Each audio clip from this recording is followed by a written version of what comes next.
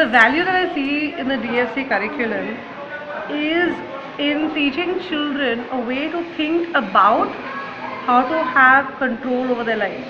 Entire focus on reflection developed this year. In terms of the depth of reflection that the children are now able to do, the honesty and the integrity which they speak with, I think that's the big impact. For giving the students the ability and the platform to dream that they can break out from the ruts and do the limitless possibilities. Children have become more empathetical. They believe that they are no longer just part of a problem, rather all of them are part of a solution. They just don't crib anymore. They pick up the cudgels and they go and work and get that straightened out. Programs like this give them that opening, saying, okay, I can also have a say. It's not just that the school pupil leader can do things and say things. So last year's thrown light on the fact that they are very important to the school.